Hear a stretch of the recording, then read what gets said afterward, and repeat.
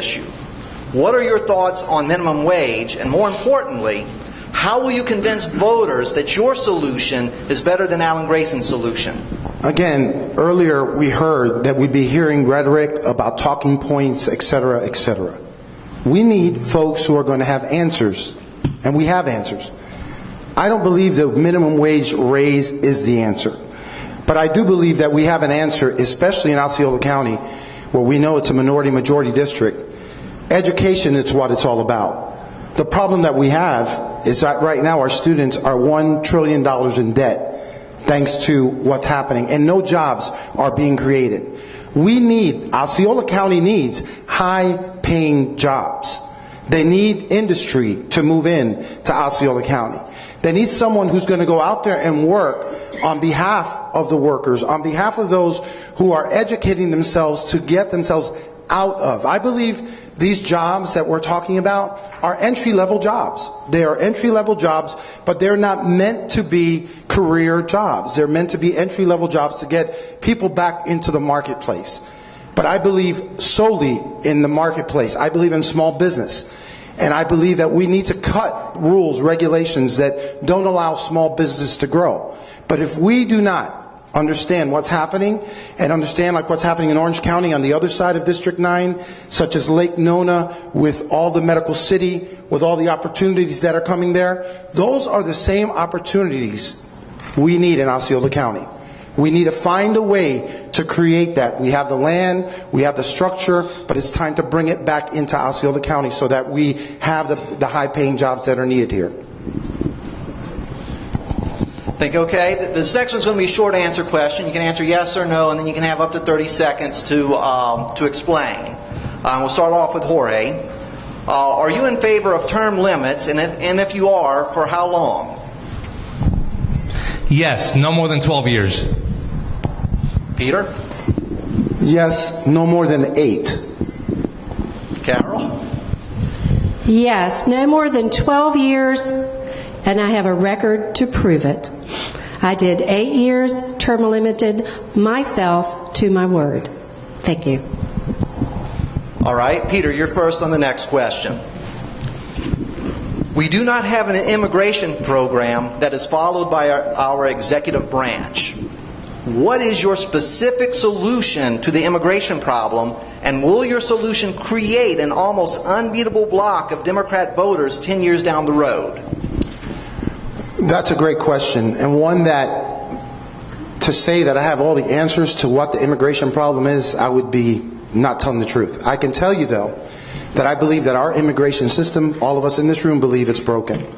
I believe that we have a president who continues to follow whatever law he wants to follow. We have deportations happening still. We're in a place where, is this a short question? No, long question. Oh, okay. I'm seeing the clock run out. That's why. So I just, my point of view is that I believe, and totally wholeheartedly believe, that Marco Rubio had it right. I believe that the Gang of Eight were working together to try to solve this problem. I know that there are many people who don't agree with him. I know there are many people who will say that they are wrong. I believe that we need change. Now, if we're going to, and when I say change, we need to defend our borders. We need to make sure we have the support of our borders. We don't want this, a massive amount of people coming through without being checked. We need E-Verify. We need to make sure that these people are being taken care of. But I think, in my heart of hearts, that this is also an issue of moral dependency. And when I say that, is when we look back years ago, slavery, even though it was legal, didn't make it right. And I think that immigration, which we have seen no change, and it's been 50 years since we've touched the immigration law. 50. Not when Reagan with the amnesty, and I'm not about amnesty. But there has to be a way to make it work, and I believe that through piecemeal approach or whatever approach needs to take place, but I believe that what Washington is doing right now is wrong. They're using this issue, they're kicking the can down the road, just waiting to see what's going to happen. Congress and the Senate should be ashamed of themselves. And at this point, we need true leadership, such as what Marco Rubio brought out, to make sure that we make a change. Okay. Carol? I don't think that the answer to immigration reform should be solely focused on whether we form a Democratic bloc of voters or a Republican bloc of voters. It needs to be based upon what's right for America. It needs to be based on the protection. We have a constitutional responsibility to protect the people of this nation and to see their success, each and every one of them that are here. And that's what it's about. It's about compassion for those people who are here. And the next step with that, amnesty is not an answer. We have seen that. The immigration system is broken from top to bottom, and we have seen that. 50% of all the people that are here illegal are nothing but overstayed visas. And if I used my Visa card at Target and it was wrong, they would come and fine me. We can do that. But we need comprehensive immigration reform. And we need it now. And there needs to be people like me willing to take the political risk to get it done. Jorge? That's a great question, Mark. And when I talked earlier on about having the steel to stand in the cage and face Alan Grayson, it's not just Alan Grayson. I've taken a lot of fire from within for my views on immigration. Even within the Hispanic community, there have been institutions, many of whom belong to the illegal immigration lobby, some of whom support my opponent here, evangelical Christian organizations whose board members have taken a stand on me and impugned my Hispanity, suggested that I'm somehow not Hispanic for not supporting comprehensive immigration reform, and have likened me with Ted Cruz, compared me with Ted Cruz or Marco Rubio with our Labrador, and so on and so forth. And as a matter of fact, have challenged my faith and somehow suggested that I'm not a Christian for not believing in comprehensive immigration reform. But I will stand my ground, and this is what I believe. I don't believe in comprehensive immigration reform because I can't trust the president to enact a new set of laws when he doesn't follow the laws we already have on the books. So here's a solution, and this is very simple. Step one, we follow the law. We have a law already on the books, I believe it's called the Immigration Control Act. I could be wrong on this, but it was passed in 2007, which called for the construction of the border wherever possible, which called for other high-tech measures to make sure that the border was secure. And we don't do this because we want to hurt a bunch of people that are coming across here to work and feed their families. We have a serious problem here. We have Hezbollah running up and down the border. We have cartels. We have human traffickers. It's a huge law enforcement problem here in Osceola County, as a matter of fact.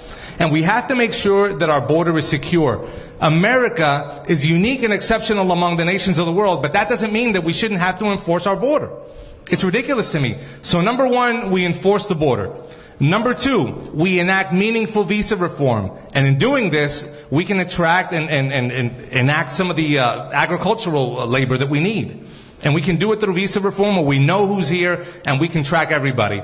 And then we deport the deportables, those that have committed felonies, violent offenses that really need to go away. Then once we've done that, and only that, then we have a democratic conversation about everybody else. And I reject the premise, as I've said before, and I'm on the record as having said this, I don't necessarily believe that doing immigration reform will give us a block of Democratic voters or Republican voters. It's up to us to do the engagement and go into the communities and make our case. But first and foremost, we have to enact those meaningful reforms. That's where I stand. Okay, Carol? This is a short answer question, so yes or no, and 30 seconds. Are you in favor of a balanced budget amendment, and do you support the Article 5 movement for a constitutional amendment? Yes. Jorge? Yes and yes. Yes and yes. All right. Jorge, this is a long answer question. Okay. What is your opinion on the power and the reach of the NSA, and what do you propose to do about it? And then also, what is your opinion of Edward Snowden? Let me start with the last question first. I'm still conflicted about Edward Snowden. On the one hand, we hear that, and I'm just being blunt here.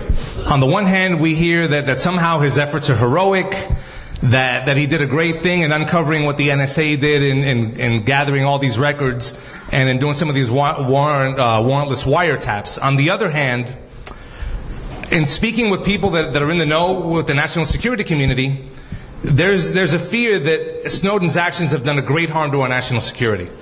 So before fully forming an opinion on Edward Snowden, I'd like to know, and as a member of Congress I'll know, what Russia has seen, what China has seen, and then I'll be able to form a better opinion about Edward Snowden.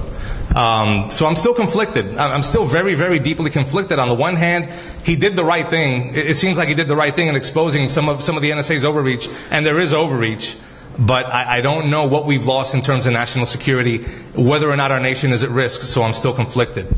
As far as the NSA, yes, I do believe that not just the NSA, but the entire federal government is way intrusive and has an excessive overreach into our lives. There was a baby step taken with the Freedom Act that limited the information that was gathered by the NSA. I do believe that we need to go further and make sure not just that private phone companies are holding that information, but that the information is not held at all. And again, no information should be collected on any American without a warrant signed by a judge after a proper showing of cause. We have a Fourth Amendment for a reason. The Bill of Rights is a seamless garment. It is a seamless garment, and it's meant to be cherished and protected in its entirety. And if we pull on any one of those threads and undo any one of those fundamental freedoms, we undo the entire Bill of Rights, we undo the Constitution, and America's gone. That's where I stand. Peter? As far as the NSA, I don't even check my daughter's email, let alone do I want the government knowing what phone calls I make, what emails I'm doing, or who I'm speaking to. So I really believe it's an overstretch, it's an overreach of the government to get into our private industry, to our private lives, and I want my life to be private. What I do in my home has nothing to do with the government. It has to do with what I do with my family in my home. As far as Snowden goes, I as well am more towards the negative than the positive in the fact that here's a man who was given a position to watch out for us, for our government, for whatever it is internally that our government is doing, and for him to share these secrets and to share these thoughts with our enemy. And I believe it's probably still going on today. I heard as we were coming here that now the German government is interviewing Mr. Snowden. So we have a lot of issues here that are going to come to light, whether he comes back to the United States or whether we continue to pursue him. But I believe that this is a major problem that this administration has created and needs to deal with. Now, I have 1 minute left, and I want to go back to the immigration. I want to talk about that just a moment. It's very important to understand that this is a minority-majority district. I know for some it's really hard to believe, but this district that we're talking about has a majority Hispanic population and a 10% African American population.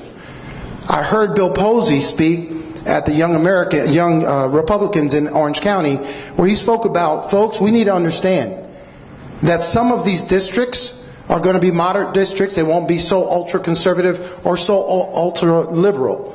We have Alan Grayson, who, when he ran in 2012, drew the wool over the eyes of many of our pastors, many of our evangelical leaders. One who's in this room, who is the president of Association of Pastors with over 60 churches, who are supporting our campaign. And it's very important to understand that that message to come across, if it's going to come across, it needs to hit the hearts of those who are social conservatives. Their hearts are into it, but there's got to be a way to fix the immigration system. And I believe if we do it by the rule of law, we will be able to win the votes over from them to understand that we can and understand the plight of the immigrant right now in the United States. Carol? I don't think the NSA has overreached its bounds. I think the NSA has broken constitutional law, and it needs to be, needs to be held accountable, and it needs to be held accountable now. It's not just legislating, it is breaking constitutional law. As far as Edward Snowden, by bringing that to light, he did America a favor. But if he were a hero, he would be in this country, not Russia. And if he were a hero, he would be interviewing with the American media, not the German government. This sets an incredibly dangerous precedent. When we in America glorify behavior, it's duplicated all over the nation. It's a dangerous precedent. And no, I do not see Edward Snowden as a hero. Okay, Peter. The questions came from the county, so I'm going to ask this one pretty much the way that it came in. Lobbyists have a great influence on our representatives at every level. In fact, it seems like our representatives represent the lobbyists more than they represent the people that elect them. So, will you be influenced by lobbyists and their contributions to your campaign? And if yes, please withdraw. And if no, then how? Excellent question. I can tell you no, and I can tell you how. We've been working since July 3rd. When we make our announcement to run for Congress, we knew that this was going to be a marathon. This was not going to be a sprint. We had to go door to door. We had to go out there and get the $5, $10 donations. We had to work as hard as anybody else, even more so. Because of the three of us, I can tell you that I'm probably the one that has the least money. And I can tell you that my money is not coming from congressmen in Texas or congressmen in other places that have interest in what can happen up in Congress by buying a vote. I will not be bought. I'm not for sale. I, for years, have worked for this community, and I proudly say it. I don't come here with anything, no hidden agenda, nothing to represent anything, and especially, folks, I'm not here to represent the Washington elite. I'm not interested in going up there and becoming I believe that we need to work for our people. I've even said this time and time again. Winning this seat, I'm bringing my staff from Florida. I'm bringing people from this district to go to work for me. Because I need them to understand, the folks that are in this room, that you will be represented. That it won't be about the talking points. And what's new in the news today. It's going to be about you. It's going to be about your vote. It's going to be about your decision. So for me, it's pretty easy. I won't be bought. I'm not going to be bought. I'm not interested in being bought. And I have proof to show that the folks who have given to our campaign, the small donors, the people who have been involved, small business owners who have come in to help us, they understand what we're doing and why we're doing what we're doing. I'm not interested in representing establishment or lobbyists. I'm interested in representing every single one of you in District 9. Carol?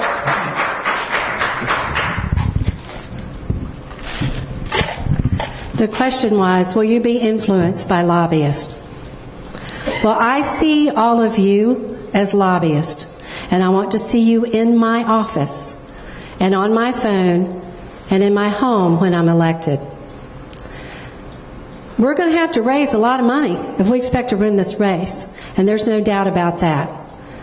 And I've been fortunate to have been involved in a variety of interests and industries, everything from the Christian Coalition to the Realtors Associations to Citizens for Sound Economy to the agriculture industry over the years, and I know what lobbyists do.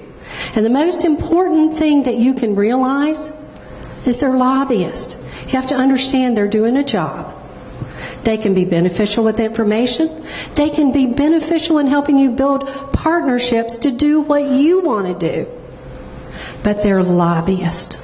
And one of the most disappointing things to me as a Republican was to have worked so hard for so long to have gone from having a Democrat House and a Democrat Senate and a Democrat governor to turning it after 100 years and sitting here like you, having worked so hard to get people elected and watched our Republicans turn around and do the same thing the Democrats did. I'm influenced by the people in this district. And that's where it will be. Raising money? You bet. I've raised a lot of money, and I'm going to keep raising it because we have to. because I intend to win this race against Grayson. You know, Grayson may want to beat this woman, but he's going to find out real quick that kindness does not equal weakness. And that's on the entire playing field of the political spectrum. Jorge. The short answer is no. Many of you in this room know me personally. Many of you in this room have my phone number. And I'm accountable to each and every one of you. As I've told everybody throughout town halls and forums and one-on-ones and meet and greets all across the county and all across the district, all I have at the end of the day are my word and my convictions. And those of you that know me know that I don't break those for anybody. And yes, we do raise money in political campaigns, and money raised is an indicator of support. And when you raise money from all over the country, yes, it is an indicator that you have support from all over the country against a candidate like Alan Grayson who has national projections. And the opposite can also be said. But at the end of the day, they don't buy us. They can't buy us. I can't be bought for the whatever paltry amounts of money we raise. This is about something greater than that. This is about our convictions. This is about our beliefs. Each and every one of you has seen that. You know my heart. You know, you've heard me time and time again. And this is why we believe in term limits. Now, to answer your question directly and indirectly, how we intend to not be influenced is by continuing to listen to your voices. You will hold us accountable. The Bible says it this way: put not thy faith in princes. So it's up to each and every one of you to hold us accountable. If you see us straying or deviating, give us a call. Give the district office a call. Hey, what's so-and-so doing? What's going on here? But beyond that, support for term limits. That's why we believe in term limits, and that's why we believe that term limits ought to be in place, because even the kindest of souls, when they're in Washington too long, eventually they get exposed and they get caught up into the system. So it's incumbent on us to not be bought and to not be sold and to not be influenced, but it's also incumbent on us to work through the Article 5 process and support term limits and continue to hold us accountable. Okay, the future of our county, the future of our party is in with the young that are coming up. So now we're going to turn over this part of the debate to the president of the Young Republicans. Good evening. My first question, because this affects young people also, is about Obamacare. We would like to hear, the people in the room, I'm sure, your opinion on Obamacare. Not in some long question, but what we want to know is a specific idea that you have to improve the situation, not just we want to repeal Obamacare. So we'll take it for granted that you would like to repeal Obamacare, but give us an idea of what you would replace it with, please. Obamacare has been a failure, and it's been a failure for young people even more so. I think the most important thing that we can do, particularly in dealing with our own party, is when we go up to D.C. and we say Obamacare needs to be repealed. It's broken in so many different areas that it's hard to patch it. But we have to have the courage to tell our party leadership that we're happy to do that, but only if we are replacing it with reforms that work. The most important reform is a free market system. You've got the government placing a monopoly on the insurance companies. You have got the inability of an individual to get insurance, and you are downgrading the ability and the incentive for private business that employ young people to provide that insurance. It's a systemic problem, and if you start changing that system, looking at the simple fact that how many realtors are in Florida, that's like how many students are in Florida, and yet they can't negotiate a group policy. A college can't negotiate group policy for its students. Schools can't. Families can't. It's got to be an open system. That'll work.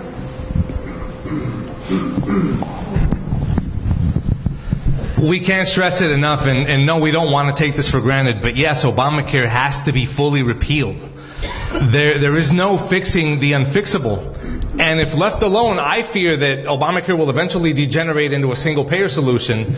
So Obamacare would eventually degenerate into VA for all, which is horrible. And that's actually the medical model that Alan Grayson has championed. For those of you who don't know, he's actually said the VA is the model that we aspire to. I don't know whether or not he's also alluding to waitlist fraud and some of these other things, but he has gone on the record as saying that. The solution to health care rests in the following. Now, we've had a democratic conversation in this country over whether or not the indigent are going to get health care or have some model of safety net provided for them. It should be for the bottom 10%. No more than that. For everybody else, the free market, the private insurance market, and uncapped HSAs. And then you let the free market flourish. You let it flourish throughout 50 states. You let people set their prices and let the market work out solutions for healthcare and surgeries. And I think you'll see what has happened with the private healthcare market, like for LASIK surgeries and cosmetic surgeries, where there is a vibrant market.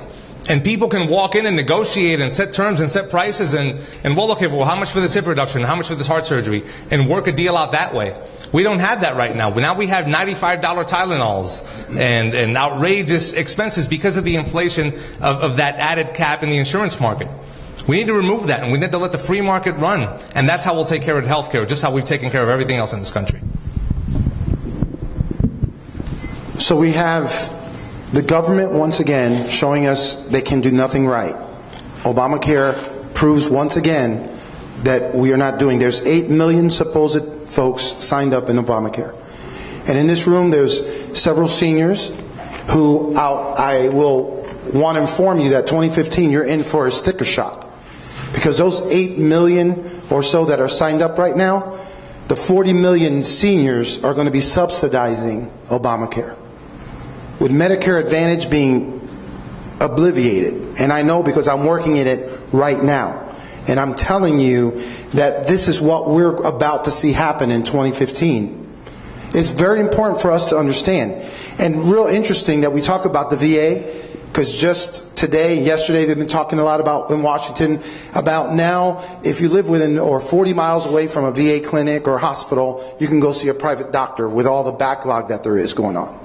I believe in public-private partnerships. I don't believe the government has all the answers. I believe that the people have the answers. I believe that we have stymied the growth. Right now, Florida Hospital and other hospitals in our area are buying up primary care physicians.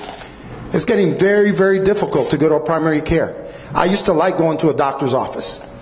And the way things are going right now, you'll be going to a hospital, you'll be going to a major clinic, not allowing doctors who studied for so long to do the job and the practice that they want to do. But going back to the young people, this plan was built on the youth of this country. And it's going to burden the youth of this country. Those who come up and figure out that they're paying $50 a month, but they have a $15,000 deductible. And when they go to the doctor and they say, well, you have to pay out of pocket before we can help you. There's a lot of things that are happening, and I think our young people are smarter than that, and that's why they haven't signed up in groves. That's why they haven't seen the change that they've seen. Do we need reform in medical? Yes, we do. We need it all across the board. But I believe that the biggest mistake that the ACA did was try to burden our youth with the cost of Obamacare. Thank you. The IRS has shown that it is as partisan as the party that's in the White House, especially these days. If you were elected to office, would you sponsor a bill to eliminate the IRS, and what type of tax plan would you recommend? Yes, I would sponsor a bill to eliminate the IRS. The IRS is again, one of these government agencies that is run totally out of control.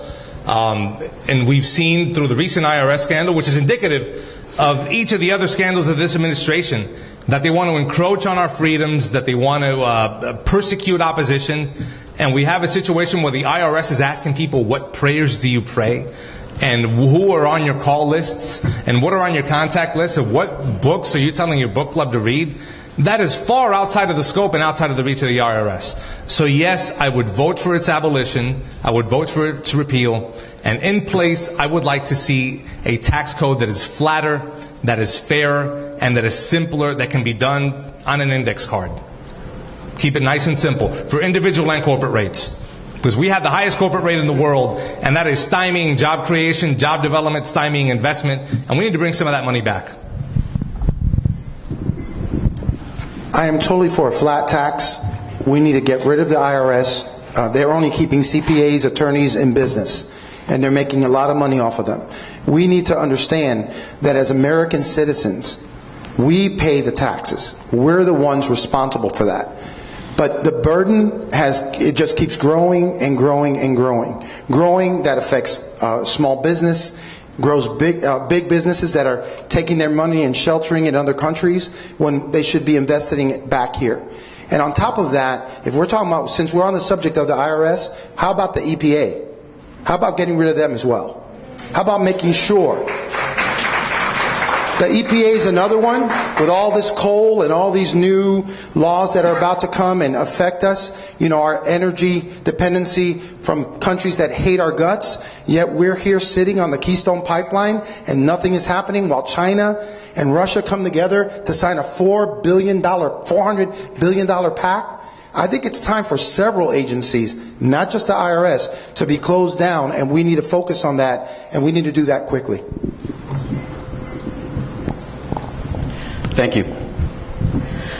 I think it's important, and the one thing that I've learned, because I'm not a polished politician by any means, but I can't sit here and look you in the eye and tell you to have hope that something can happen that probably won't.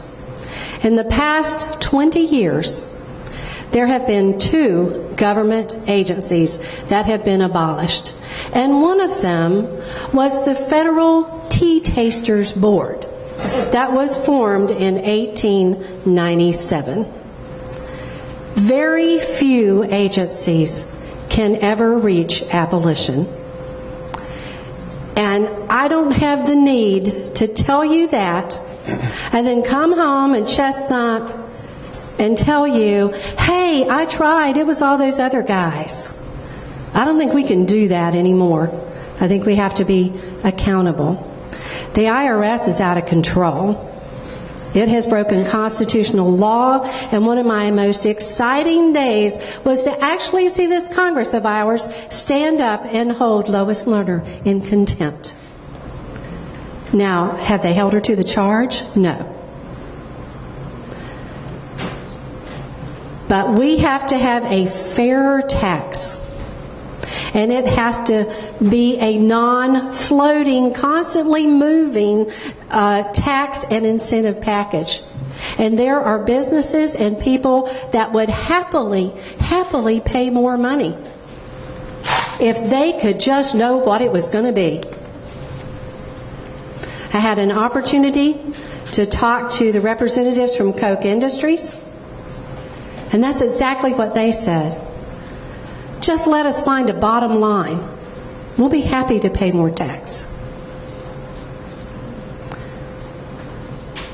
I think we can do that by first holding IRS accountable, fully accountable, and 2, enacting a real reform package that creates a system that people don't spend a fortune on accountants just trying to find a bottom line, either personally or in their businesses. Thank you. The next question is a social issue. Alan Grayson is obviously a pro-abortion advocate. This is a socially conservative district. How would you use the Planned Parenthood building being built here in Kissimmee to your advantage? I hate to say that we're using Planned Parenthood as an advantage. The issues that are going on in Osceola County, when they were there, we've been protesting, we've been down to the meetings, we've seen everything that happened, and how they skirted in, which we still don't know how that all came about within the county, and how that happened. I will tell you that I will do everything possible in my being to defund Planned Parenthood. That is where we need to begin. That's where it starts.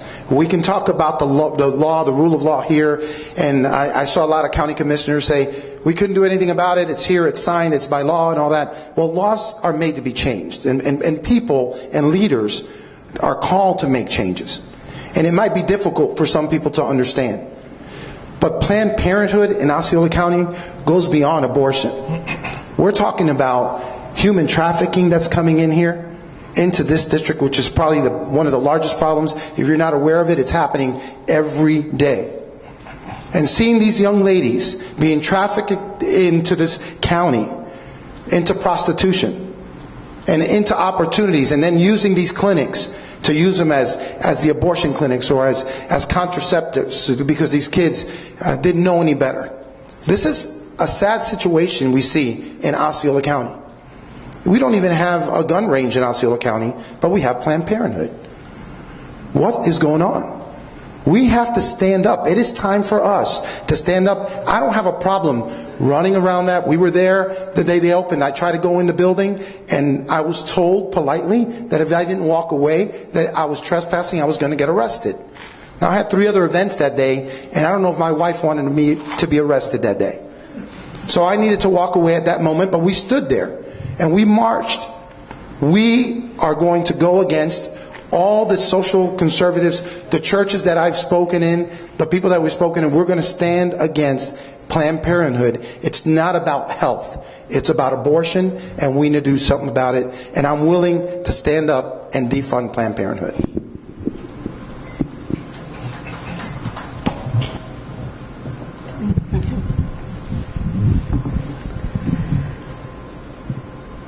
I have been pro-life my entire life.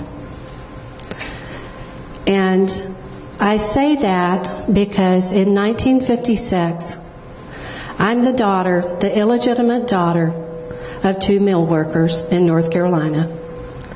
And I'm fortunate that abortion was not readily available at that time, not a safe abortion. I was fortunate to be adopted. And I'll spend the rest of my life being pro-life because I can't leave those other babies behind that have never had the opportunity that I've had. And the Planned Parenthood building in Kissimmee started a long time ago. This latest thing is new, and it's after the fact. We need to start to stop abortion clinics by who we elect to Congress. Because when it gets to the city, it becomes a property rights issue, a constitutional rights issue. And by then it was too late. Well, it's not too late, because Planned Parenthood is the #1 provider of abortions in the nation. And that can be changed with the funding model.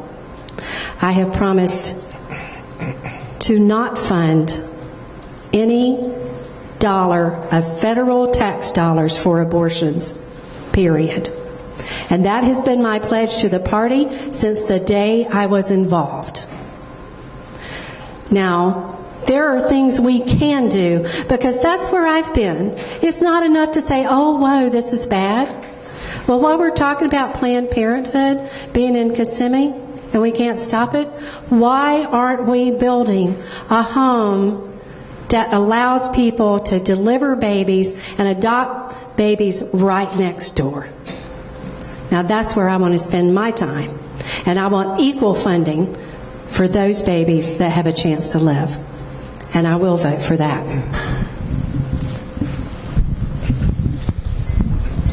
The Planned Parenthood issue is deeply, deeply personal to me. Those of you that know me know that by the grace of God, Maggie and I are parents today because of a brave birth mom who chose life for her 2 boys and spared them from the Planned Parenthood meat grinder. So to me, this is a very, very deeply personal issue. And I kind of take exception at the idea that this is somehow something to be taken advantage of. It's something to be protested. It's something to be opposed. It's something to be objected to at the highest levels of government, at the highest levels of society, and every level of society thereafter. And if elected to Congress, and this is a vow that I've made repeatedly before the clubs and before the different groups that I've addressed, I will vote to defund Planned Parenthood. I will not vote for any budget that funds Planned Parenthood. I will vote for the Hyde Amendment to enact it and to permanently enact it into law. I will support the Mexico City rule, which prohibits the funding of abortions overseas. I am pro-life. And this is one of those issues where I'm unbreakable. I will not support, I will not fund abortion on any level. Thank you very much. Just a clarification, I was saying take advantage of Grayson's pro-abortion, not of Planned Parenthood. The next question is about governance. How will you push for a bill to make it easier to fire government employees? Also, to cancel the pension of any government employee who is convicted of a felony or who refuses to testify before Congress?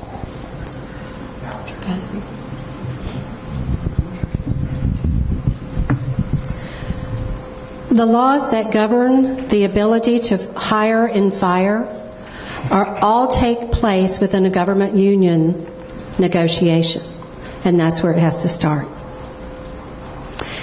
And if we have the right people in place that understand those negotiations, that have a background in human resources, that can change. Americans don't deserve to have to pay for people who don't do their jobs, to have to pay for people that if they were to do that in the private sector, they would lose their jobs. It's a matter of equity, and it's a matter that can be handled. But it starts with the administrator, and if the administrator that's appointed by the president continues to operate agencies that their practice includes that, then that administrator, just like Lois Lerner, needs to be brought before Congress. We can do it. 2 things. I supported the Ron DeSantis constitutional amendment that he filed, the 28th Prospective Amendment, which stipulated that government and Congress and government would have to be bound by the laws that we're bound.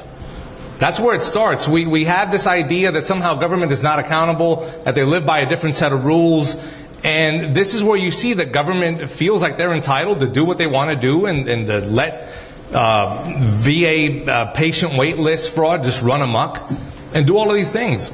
So I definitely support the idea that we should hold government accountable. It should be no different than any one of us who's held accountable at our workplace. So number 1, and here's how we do it. I support legislation like H.R. 4031 that that would empower the VA, for example, to fire executives who are found to be incompetent. We need to expand that to the entire federal government, not just the VA, but to the entire federal government throughout all branches, executive, judicial, and congressional. And then second, we need federal right to work legislation so that we break the power of labor unions. If Scott did it in Wisconsin, in blue state Wisconsin, we can certainly do it here. And we do it the way he did it. You file the legislation, you hit the streets, and quite frankly, you put pressure on people that aren't necessarily supportive, whether it by different means necessary, and you get the law, you get it worked, and you get it passed, and you get it done. But that's how we do it. Government support for unions is only 7%, and most of those, or I should say, union payroll is only 7%, and that's government unions. They are far out of touch from America. I know we can do better. We must do better, and we will do better. When it comes to this, I believe it's all about accountability. And when I say accountability is any government employee is not above the law. They should be judged, tried, just like any other employer. If you steal from your employer, you pay the price. You are judged just by what you do. And we should not be above the law. Congress, there are congressmen who have, for years, been in Congress, who've gotten away with murder. And I don't mean literally, but I've gotten away with murder. And I've done things, and yet it goes unadvised. Nobody does anything about it because they are considered to be in a different bracket above the law. I don't believe in that. I believe every single one of us should be accountable in everything that we do. And talking about what's happened, I think the states have to take responsibility as well. So each state, making sure, like what happened in Wisconsin happens in every state, we have to make sure that we hire, we bring in the right governance, we bring in the right governors, we bring in the right leaders, so they as well can be held accountable. And as you know, the state of Florida is getting ready as well to bring in a new CEO, a new governor. And we see one gentleman who was a Republican, turned independent, now Democrat. We've got an issue in our own state that if we don't wake up and understand that for these things to change, we have to hire means vote for the right people. So for me, I would support any bill that would hold to the same standard of accountability any government employee, agency, and or agent of the government. Thank you. Even the Department of Education and Department of Agriculture have SWAT teams. What would you do to stop the militarization of almost every federal agency?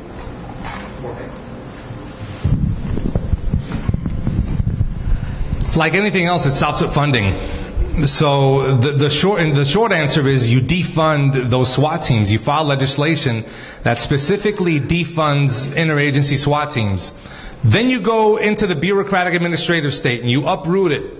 It's easy to say, well, I'll defund this agency, I'll delete this agency, but there's a lot of administrative underbrush under each and every one of these agencies. And you have to get in there and kind of uproot it and get it out of the way. And when you do that, when you defund these agencies and defund some of these arms, then you can defund some of these SWAT teams. That's how we do it. You have to defund them. Like anything else, you have to cut the money. And that's how we do it. It's amazing. The government, again, totally out of control. They feel that they have the right to come into our property and come into our land with SWAT teams, with armed military teams. Some of these agencies, I read somewhere that the post office had MRAPs, which are some of the military vehicles that we saw touring Iraq and Afghanistan. It's outrageous. It's out of control, and we have to take steps to secure our freedom and curb some of these agencies. And while I have time, I just want to respond to one point that was made earlier. And that's this. I reject the idea that we shouldn't pursue things or that we shouldn't pursue legislation because there might not be the votes or because it won't get passed. This is America. This is the country that put a man on the moon when we were told that it couldn't get done. This is the country that put men on the beach in Normandy when it seemed that it was impossible. This was a country that built the assembly line and created the automotive industry and that became the greatest economic engine of the world. We don't just stop and do things and stop from doing things because we don't think there's a shot at doing it. This is America. We push forward. We press on and we take our shot time and time again. And that's how we get things done. We defund anything that is, again, an overreach of government. I'm looking at what's happening right now with the VA. Great example of what's happening. Now I'm hearing that there's more money that's going to be spent into the VA. Again, it goes back to accountability. Why are we spending more money when right here there hasn't even been an investigation launched to find out why it's taken 3.5 years, why we're still waiting for that VA hospital? I heard Corrine Brown say something the other day that we had 650,000 VA veterans in the state of Florida waiting. Well, it's 1.5 million, Miss Corrine Brown. They are so out of touch with what really is going on in our district. And I say that because there's an Army simulation system right out there in Lake Nona with UCF and with all these other groups working together that's about ready to be defunded. So while we continue to grow SWAT teams unnecessarily, and we keep focusing on growing the government, there are agencies that really need to be focused on, that protect our rights, that protect our nation, and we're just going to continue. It's so easy to just defund the Army. Let's not give them what they need. Let's send them out there to fight for us, but we don't give them the equipment. We don't give them what they need. But yet, in the United States of America today, these agencies need SWAT teams. To cover what? We're Americans. We know how to protect ourselves. That's why I agree with the Second Amendment. That's why we need to be able to have that freedom in our country, so that I could protect my rights, so that I could protect my home, so I could protect my family. I do not need the government to protect my family. I need to be able to do that. And I believe that as long as they keep stretching and reaching out and overreaching, we're going to have this problem. That's why it's important that we defund anything that has to do with increasing the government.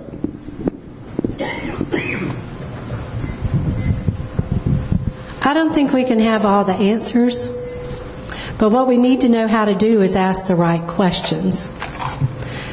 And before we jump the gun, we need to find out why those SWAT teams exist and what they're doing for the people they serve. Chances are they were created because the agency responsible for delivering what the people need was not doing their job. We can put that back. Osceola County is a perfect example. The sheriff's office has a great group of ranch deputies, and I have to tell you, we have to depend on them because we have poachers and we have trespassers, and when you give the food supply to the world, then you are a target of bioterrorism. It just isn't just a fence at a pretty pasture. And you have to be protected. And we depend on those ranch deputies in this county. But those ranch deputies aren't run by the Florida Cattlemen's Association, and they aren't run by IFAS, and they aren't run by USDA. They're run by the Osceola County Sheriff's Office. We need to ask the question, what are they doing? Why is their purpose? And don't risk what they were put there to do, but put them where they need to be effective. Chances are to be cheaper too. Thank you. This is our last question before we turn it over back to the celebration. Over the past 2 election cycles, younger demographic populations have tended to fall on the left. What would you do to communicate, and what policies or actions would you take to demonstrate to younger audiences that the Republican Party is still relevant and the right way to vote? That's a great question. I'm focusing, when it comes to our race, on that younger generation. Being a youth pastor for so many years, I could relate to what it is that our young people are going through college, through their expenses and everything that's happening. The message that we're bringing across to them of education is so key and so important, but it has to be affordable. It has to be made so that everyone can have the same opportunities that we all were given.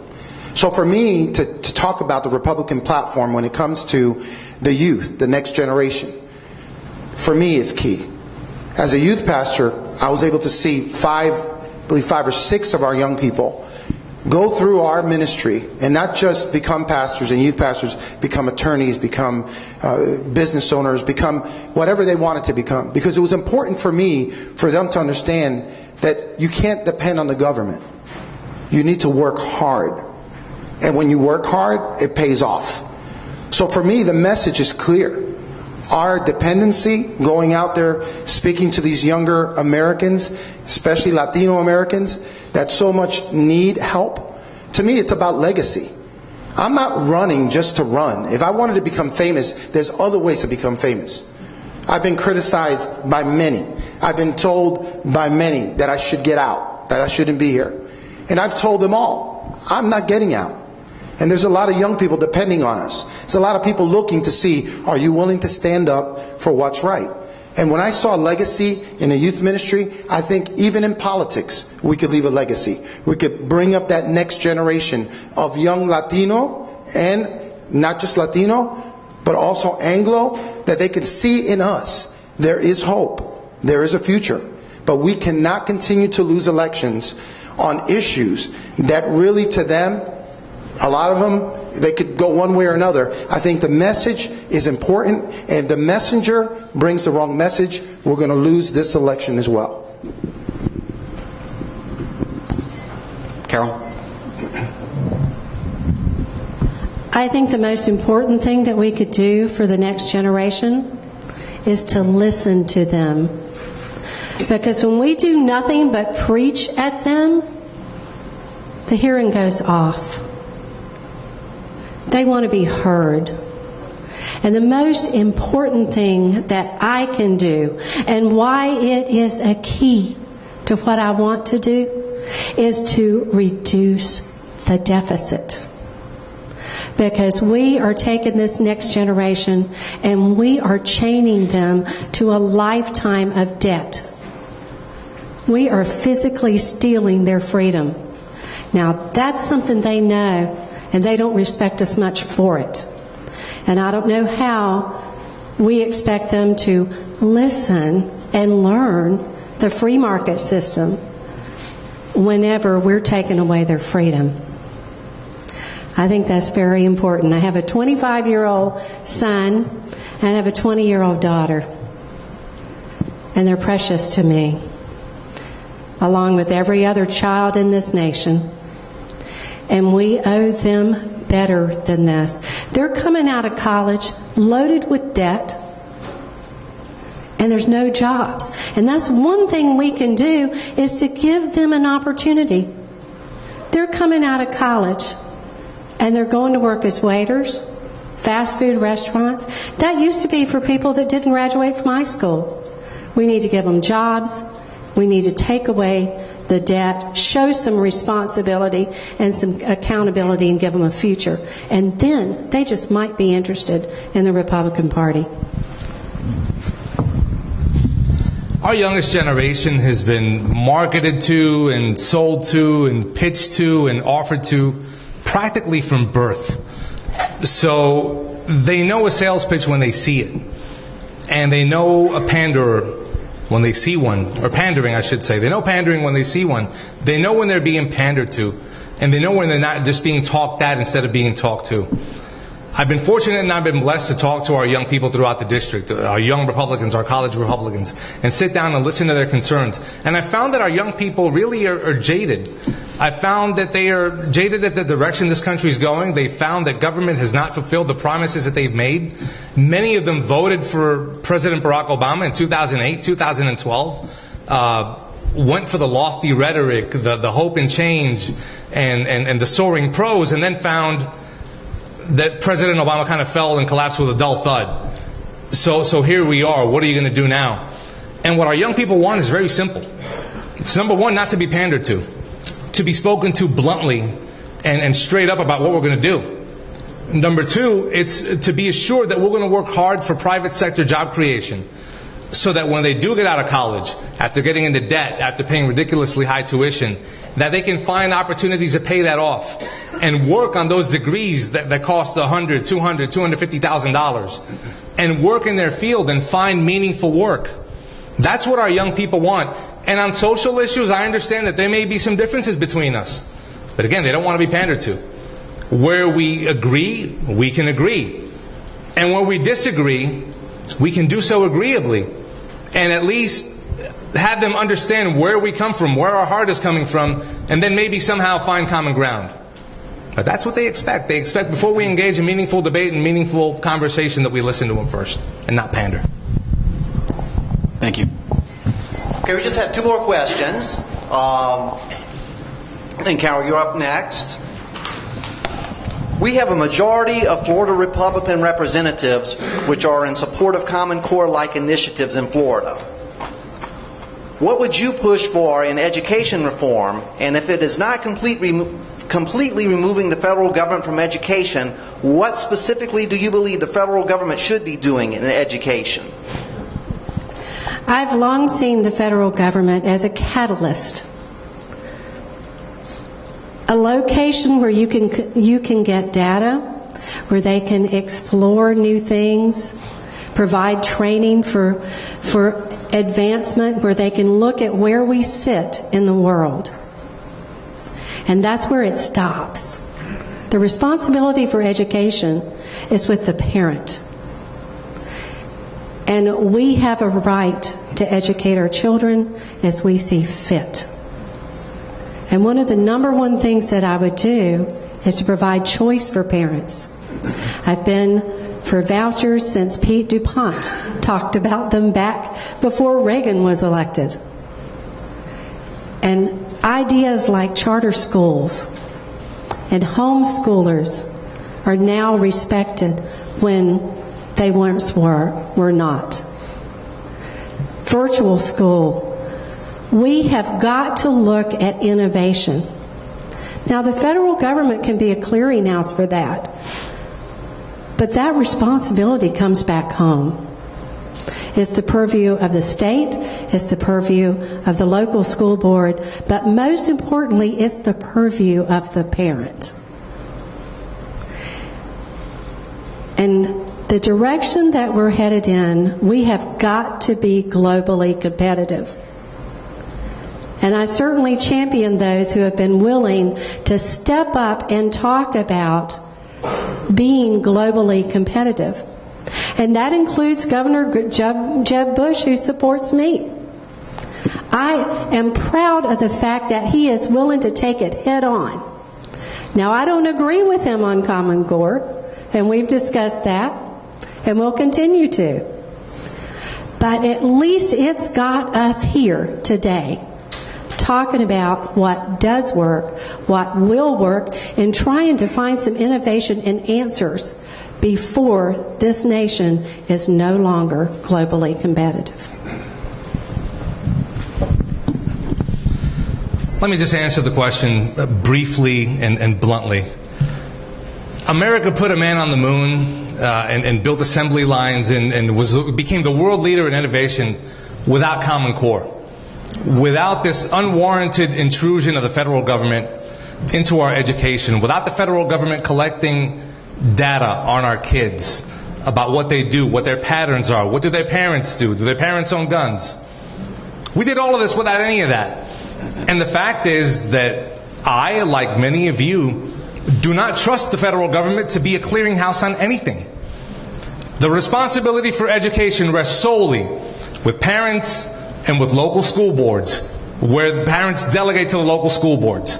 And that is it. That is where standards creation belongs. That is where curricula creation belongs.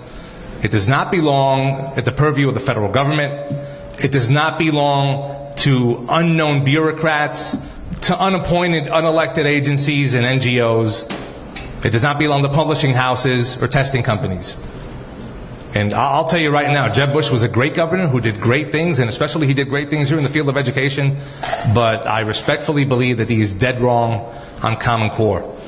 The standards, we have found that they've been deficient in math, they've been deficient in English, and it is my firm belief that they will not advance our children's education. They will not advance American competitiveness. And that's why I've said time and time again, and I was out front on this issue from very early on, if elected with God's favor and grace, when I get to Washington, D.C., I will either file or co-sponsor legislation to defund Common Core. That's it.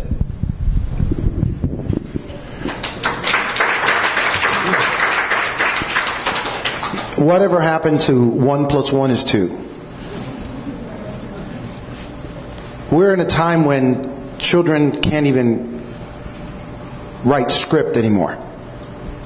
We're in a time when technology has taken over. We're in a different time, folks. But the fact is, Common Core is there right now. They could have changed the name in the state of Florida, but it's still Common Core.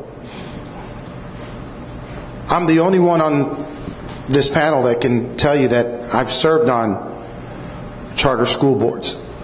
I believe in school choice. I believe in opportunity. But you've heard people say, it's the responsibility of the parents. I'm proud to say I have 5 children from the age of 19 to 30. All of them went to public school. But I, as a parent, was engaged in every moment and every step of the way. And I'm very proud of that, because of the fact that as parents we need to be involved.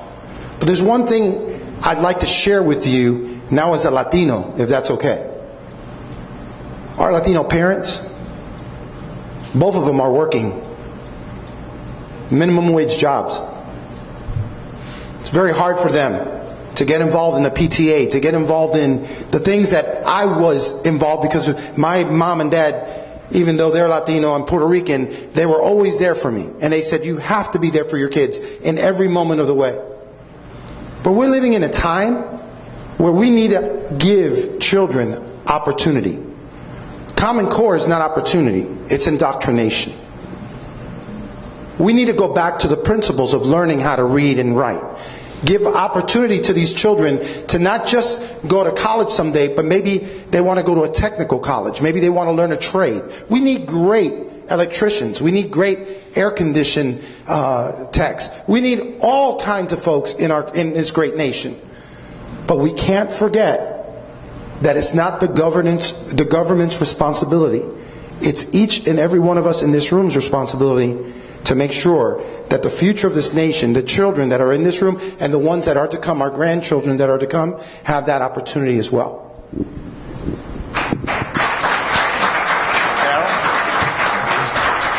Thank you. I'd just like to make one clarification. Peter has served admirably on a charter school board, but just so everyone knows, I have also served. I originated 2 charter schools, one in Lakeland and one in Winter Haven. They've done very well. They have a 100% college acceptance rate. I was proud to be a part of that system. My master's degree is in higher education, administration, and leadership. And I want to be part of the solution.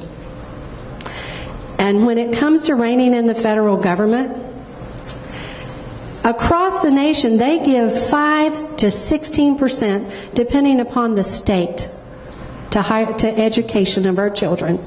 Now, since when do you pay 5 to 16% of a bill and you get to make all the rules? You don't. And we can change it and we can fix it without promising to do things. We have a responsibility to get it done, not just to talk about it. Okay, so this is the last question. This will be a short answer question. We'll start off with Jorge. Myself and the Republicans in this room do not want to be represented by Alan Grayson. And we think it's... so we want to know, only one of you can win this primary. If you lose, will you support the primary winner with as much time and energy as if you had won yourself?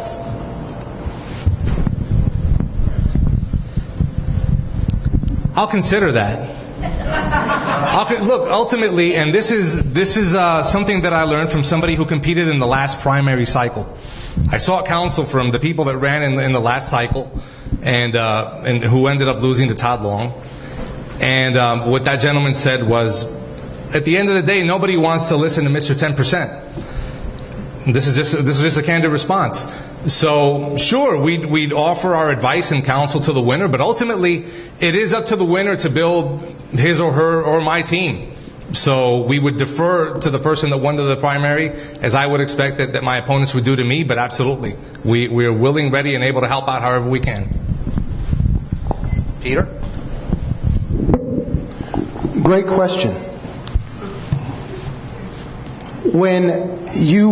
I learned something, and this is a short answer, so I'm going to try to be quick.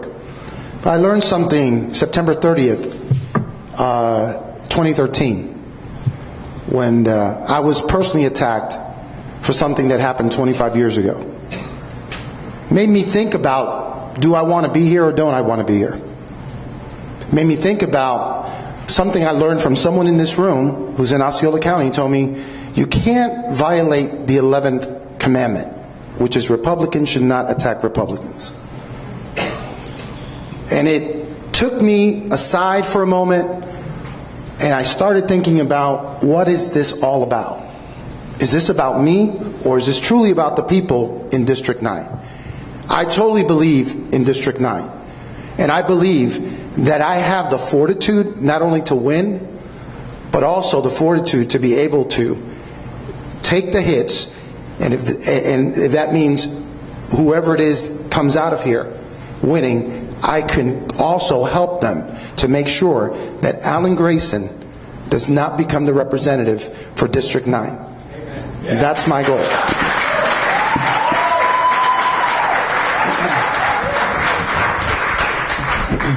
If I didn't have the conviction that I could win the nomination and I could win this election, I wouldn't be here. I've been happy to let other people do it. Many, many years I've been happy to let them get there. So I have a good track record of winning and standing by the Republican Party. The Republican Party has a responsibility, and each candidate has a responsibility to conduct themselves professionally, to conduct themselves as an honorable Republican with integrity. Not only do I want to see that happen, but that's what I would support. Now, the Ledger has listed me on the front page of their newspaper in the past as an activist and a doer and someone who embraces change and takes the reins of it. That's what winners do. And everybody in this room needs to decide that when we come out of this primary, that you're going to take this seat back from Alan Grayson. It can't be any one of us. It's got to be the people of this district that want it. Because if you don't, there's none of us that can get it for you. So that would be my challenge, because you're going to have to come out of the gate swinging. And that's what I'm prepared to do. Okay, now we'll give you 3 minutes for your closing remarks. We'll start off with Jorge, then Peter, and then Carol. Thank you very much. Thank you for your time. Thank you for your consideration. Thank all of you that came out in support of your preferred candidate, whether it was myself, whether it was Peter, whether it was Carol. I assure you that your support absolutely means the world to each and every one of us. As I said very early on, this race boils down to one thing. It boils down to the issues. It doesn't boil down to who we know, to who we're associated with, to who's endorsed us, to who we know within the community. It boils down to who has the steel to stand into the cage and defeat Alan Grayson. Who has the fortitude to go and hold their principles within the Republican primary when positions are uncomfortable, or maybe they're not agreeable with everybody, and then deliver that win the primary, and then go and convey that affirmative message of change within the entire district, which is a very diverse district. People from all walks of life who come here from Central Florida, from all over the nation, from all over the country, from all over the world in pursuit of the American dream. Who's going to best fight for that American dream? Who's going to best fight to secure our freedoms, to uphold our liberties? Who's going to fight to protect us against an encroaching tyranny from a federal government that's run amok?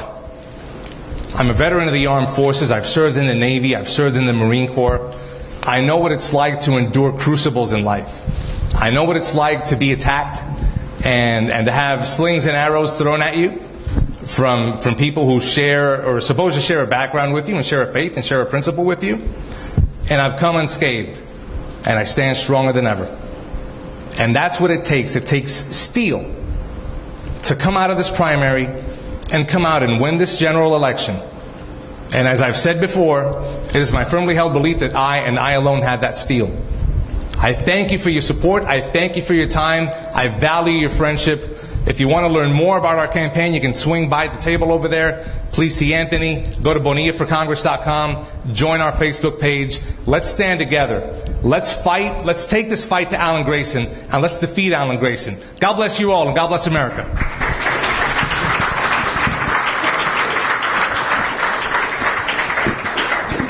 I as well want to thank you for being here tonight, for taking time out of your busy schedule to learn more about the candidates and what's happening. I disagree. I think it is about who you know. And I'm not talking about politicians. I'm talking about who you know in the community. I've served this community for 35 years. I've worked with students. I've worked with the elderly. I've worked with churches. I've done everything in my power to be what we call a servant leader. And I believe in servant leadership. I don't need a title, guys.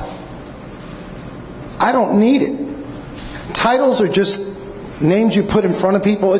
Sometimes you can take the role of being a leader without having a title. I can tell you because of the programs that I've been engaged in, and lately now with the Medicare Advantage program with a lot of our elderly here in our district, I can talk about Hope Now, which is an organization I've worked for 8 years, behind the scenes, when we give 12,000 backpacks every year in the Amway Center. We give kids free haircuts. We don't give them a handout, we give them a hand up. Every one of us in this room has had something happen in our lives when we were younger. Situations come about. But I'm here to tell you, born and raised in Brooklyn, New York.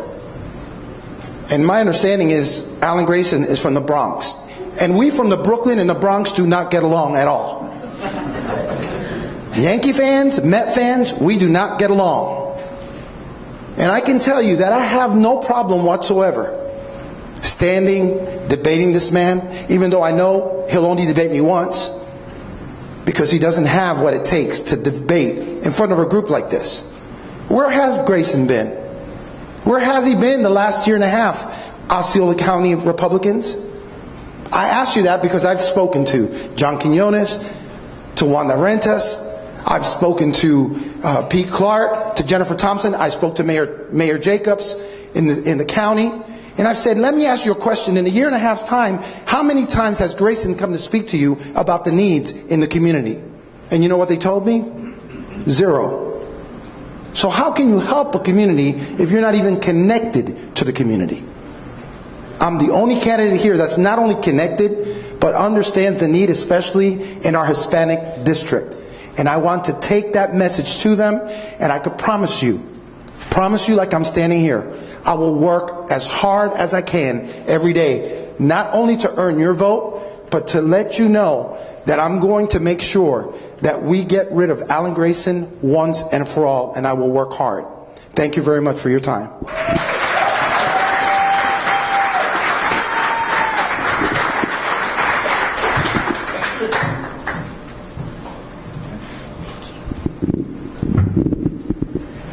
I do thank you for your time tonight. Just seeing all of you here lets me know that we've got a team that we can get this done. Now, as far as my record, I have a track record of winning races in this area and in other areas. We're running a governor's race right now built on results. We're talking about Charlie Crist running for governor in whatever party. And we're talking about our own Republican governor getting results. Well, that's what I've done, and I've got a solid track record of working with diverse groups and strong-minded people, changing year after year to bring them together and meet the goals and do it within budget. I came to the Osceola County Association of Realtors. Over 1,900 members, only 56% of our members were born in the United States. Probably the most highly diverse organization of our size in the National Association of Realtors. I came there, the budget was in the red. They had gone through 4 people in my position in 4 years, and we were losing membership, and the industry was hurting. I have gone from there to a little less than 5 years later. We have doubled our assets. We are solidly in the black. Our membership is growing, and we have achieved more goals and more awards than this association has ever seen in 5 years. I have a track record of not talking about it, of doing it. And I'll stand on that track record, just like our governor will stand on his. And the way that we did turn that association around was not to raise dues equivalent to taxes and to have a balanced budget and prioritize and cut spending. And that's why my board wants to see me do that in D.C. We can do it at home. The answers are at home, and I'm coming back to you for them. I'm proud of my endorsements. I have Jeb Bush, Charlie Bronson, Dave Weldon, Representative Mike LaRosa, and I am proud of each and every one of them. I have earned their trust. And they all won historic races in this district, and by gosh, we're going to win a historic race this time. Thank you.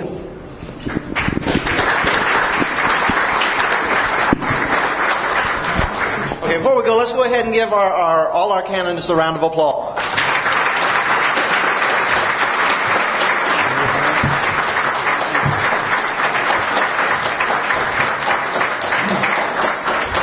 Now, before you go, you can have all the chance that you want to talk to our candidates.